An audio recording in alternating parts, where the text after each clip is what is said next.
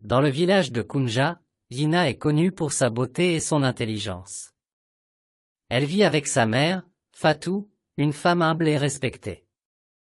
Depuis son plus jeune âge, Zina rêve de sortir de la pauvreté et de vivre une vie de luxe et de pouvoir. Elle est prête à tout pour réaliser ses ambitions, même si cela signifie trahir ceux qui l'aiment. Zina décide de quitter Kunja pour la capitale du royaume, Bamako. Elle veut faire fortune et prouver à tout le monde qu'elle est destinée à de grandes choses. Sa mère, Fatou, essaie de la dissuader, mais Zina est déterminée. Avec quelques économies et une volonté de faire, elle part pour la ville. À Bamako, Zina rencontre Alassane, un homme riche et influent. Il est immédiatement attiré par sa beauté et son ambition. Voyant en lui une opportunité, Zina le séduit et devient sa maîtresse. Alassane lui offre une vie de luxe, et elle commence à fréquenter les cercles les plus influents de la ville. Grâce à Alassane, Zina se fait un nom dans la haute société. Elle assiste à des fêtes somptueuses, rencontre des personnalités influentes et commence à tisser des liens avec des membres de la royauté. Sa soif de pouvoir et de richesse grandit chaque jour. Zina, toujours plus avide de pouvoir, commence à trahir ceux qui l'ont aidée. Elle manipule Alassane pour obtenir des informations sur ses rivaux et les utilise à son avantage. Elle fait chanter des personnalités influentes, accumule des richesses et élimine quiconque se met en travers de son chemin.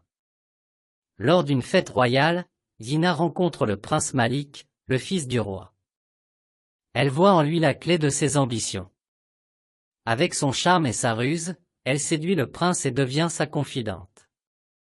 Elle l'encourage à se révolter contre son père, le roi, en lui promettant le soutien des nobles qu'elle a manipulés. Zina et le prince Malik élaborent un complot pour renverser le roi. Ils rassemblent des alliés et préparent une rébellion. Zina, toujours plus ambitieuse, rêve de devenir la reine du royaume aux côtés de Malik. Cependant, leur complot est découvert, et ils sont arrêtés. Le roi, furieux, ordonne l'exécution de tous les conspirateurs. Zina est jetée en prison, attendant son sort. Fatou, apprenant les actions de sa fille, se rend à Bamako pour tenter de la sauver. Elle supplie le roi de pardonner Zina, expliquant qu'elle a été aveuglée par l'ambition. Le roi, touché par les supplications de Fatou, décide d'épargner Zina. Elle est exilée du royaume et doit vivre dans l'ombre, loin de la vie de luxe et de pouvoir qu'elle convoitait tant. Elle retourne à Kunja, où elle doit affronter la honte et la déception de ses proches. À Kunja, Zina est accueillie avec méfiance. Les villageois connaissent ses actions et la voient comme une paria. Fatou, malgré la douleur, accueille sa fille avec amour. Elle l'encourage à se repentir et à reconstruire sa vie.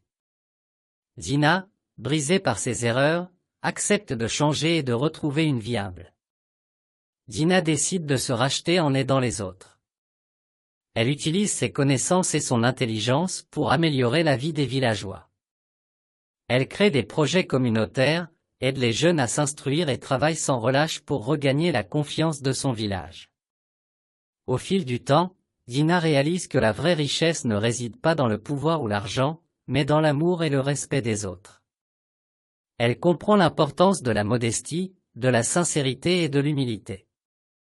Ses actions de rédemption lui valent peu à peu le pardon des villageois. Zina, ayant appris de ses erreurs, trouve la paix et la satisfaction dans sa nouvelle vie.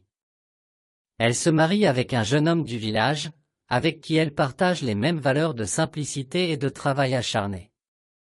Ensemble, ils bâtissent une vie heureuse, loin des trahisons et des ambitions démesurées.